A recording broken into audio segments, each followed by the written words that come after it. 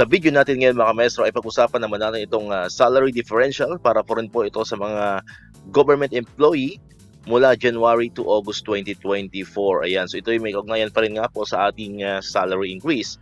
Pero yung mga data po na ipapakita natin dito ay hindi po ito opisyal na nanggaling sa pamahalaan or sa any government agency. Ito po ay unofficial. So when we say unofficial, ang data po na babanggitin natin ay nanggaling po sa mga private person na siyang nag-compute po nitong ating salary differential. So unofficial po ito mga maestro. Pwedeng hindi ito eksakto, no? Pero kung hindi man siguro ito eksakto, close po ito sa magiging salary differential talaga natin, ano po mga maestro. Ayan. Kung hindi man siya 100% na tugma, no, sa ating magiging salary increase or salary differential, pero sa tingin po natin ito po ay medyo malapit po, ano po mga maestro. Ayan, so tingnan na po natin mga maestro. Ayan, so ito po yung sa mga teachers po ito, no. So we have teacher 1, no, step 1 to 5. Ayan, so for example, for teacher 1, ang atin pong differential is 1,512. Siyempre, kinaltasan na po siya ng GSIS, ng PhilHealth, ng tax, ng total, ito po yung total deduction yan. Ito po yung monthly differential, at ito po yung 8 months differential, at ito naman po yung 8 months differential kasama na po yung mid-year bonus. So hindi ko na po isa-isahin yung mga deduction, ano po mga maestro, kasi medyo hahaba po yung ating video. So babanggitin ko na lamang po yung posisyon, and then yung differential, and then yung monthly differential, at saka yung 8 months differential, at kasama na rin po yung mid-year bonus. Ayan, for teacher 1, estimated po is differential is 1,512. Ayan po. Then ang monthly differential naman po, no, less na po yung mga deduction is 1,222.93, and po yung matatanggap na 8 months differential is 9,783.44, and ito naman po yung total, we have kasama na po yung differential ng mid-year bonus is 11,295.44. For teacher 1 step 2, ayan, differential is 1,512, monthly differential is 1,218.67, 8 months differential is 9,749.36, and yung kasama na po yung mid-year bonus is 11,261.36. Ayan, for teacher 1 step 3, ayan, 1,512 ang differential.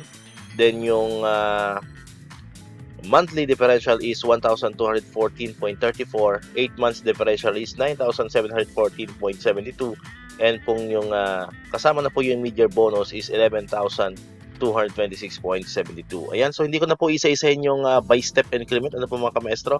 So pwede nyo naman pong i-replay yung ating video kasi makikita nyo naman po yan. Post nyo na lang po, ano mga maestro, no? Para hindi na magtagal tong video natin kasi medyo madami-daming data. Ayan, punta na po tayo sa teacher 2. Ayan, for teacher 2 naman, so yung mga teacher 2 dyan, ito po yung estimated na differential po natin is 1,540. Ayan, and then yung monthly differential, less na po yung mga deduction, is 1,214.82. Yung 8 months differential na matatanggap po is 9,718.56. Pagkasama na po ang mid-year bonus, ay maging differential ay maging 11,258.56. Now for teacher 3 naman mga maestro, step 1, ayan, hindi ko na po isa-isa, no, yung by step increment, no, kasi sabi ko kanina tatagal tayo. Punta na po tayo dito sa teacher 3. Ayan, step 1 is ang atin pong differential is 1,550. Estimated monthly differential po, less deduction, is 1,191.19, and then yung estimated 8 months differential, ayan, is 9,529.52, and yung estimated naman na 8 month differential plus yung mid-year bonus differential is 11,079.52. Ayan, so yan po yung mga maestro, no, yung estimated po na amount na matatanggap po natin. So ulitin po natin, ito po ay unofficial, ano po, hindi po ito mismo nanggaling sa anumang ahensya po ng ating pamahalaan. So ito po yung magiging guide lamang po natin, ano po, magiging guide natin, magiging basihan natin, no, sa matatanggap natin na differential. Sabi ko kanina, kung hindi man to 100% accurate, siguro makita natin na ito ay medyo malapit or napakalapit po sa actual na makukuha nating differential. So kung mapapansin po natin, yung teacher 1, ito po yung differential niya is 1,512. Yung teacher 2 naman po is 1,540, and then yung teacher 3 is 1,550. Ano po mga kamaestro? Ngayon, mas malaki po ang tax ng Teacher 3, kaya sa bandang huli, ang Teacher 3 po ang may pinakamaliit na matatanggap na monthly differential. So kung titingnan po natin dito, yung step 1 ng Teacher 3 is 1,191 lamang. Ano po? Samantalang yung step 2 naman, or yung Teacher 2, step 1 is 1,214.82. And then yung Teacher 1 naman, na step 1 is 1,222.93. So, hindi naman nalalayo mga kamaestro. Konting diferensya lang naman po ang lamang sa atin, no, yung mga Teacher 3 ng mga Teacher 1. So, mas malaki po ng konti yung matatanggap ng Teacher 1, ano po, dahil nga sa deduction natin. So, mas malaki po kasi ang tax, no? Mas malaki ang tax ng Teacher 3 as compared to Teacher 2 and Teacher 1. Ano po mga kamaestro? And same thing din sa PhilHealth, mas malaki ng konti ang deduction ng Teacher 3 sa Teacher 2 and Teacher 1. Same thing din po sa GSIS, ayan, sa deduction.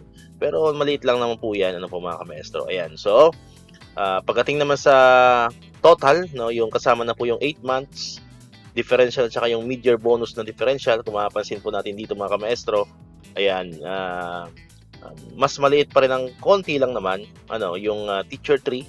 Ayan, so kung titingnan natin, step 1 is 11,079.52.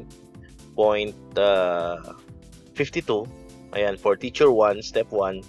Then for Teacher 2, step 1 naman is 11,258.56. And then for Teacher 1, step 1 naman is 11,295.44. So yan po yung estimated po na amount na matatanggap po natin. So ito po yung titingnan natin, yung naka-highlights na violet. Yan po yung sabi ko kanina, kung hindi man eksaktong amount, medyo nalalapit po dyan na amount yung matatanggap natin ngayong kung kailan man natin matatanggap itong ating 8 months differential at saka mid-year bonus differential. At kung may narinig po tayong mga balita na sa ibang SDO po, particularly po yata sa may bandang Mindanao, meron na po mga SDO po na nag-release na talaga ng salary differential. So sinabay na po dito sa first half ng ating monthly salary. Ano po mga kamaestro? So we're hoping na kung hindi man siguro matuloy ngayong August, siguro by September, ay may release na rin po ang differential ng iba't ibang mga SDO po, ano mga kamaestro. Ayan, so dito ko natatapusin itong ating video ngayon mga kamaestro. Ayan, muli po itong data natin ay hindi po ito nanggaling sa akin. Ito po ay nanggaling lang din sa mga legit source po natin online. Ayan, share lang po natin dito sa ating YouTube, no, para mas maibahagi rin natin sa ating mga subscriber, ano po mga kamaestro. So hindi ko po pag-aari ang data na to. This data is not mine, ano po mga kamaestro. So yan, and then ulitin ko po, itong data rin po ito ay hindi rin po galing sa pamahalaan. So ito po ay unofficial data for our salary differential. Ayan. So muli, kung di ka pa nakakapag-subscribe, click mo na ang subscribe button yan para ikaw yung unang makapanood ng mga videos na ina-upload natin. Katulad dito, yung mga updates about sa salary increase ng mga employees. Ayan. And syempre, click mo na rin ang notification bell button para ma-notify ka, updated ka pag may mga bago tayong uploaded na videos. So muli, maraming salamat sa inyong panonood at pakikinig. Once again, El Maestro. See you on my next vlog. Bye-bye!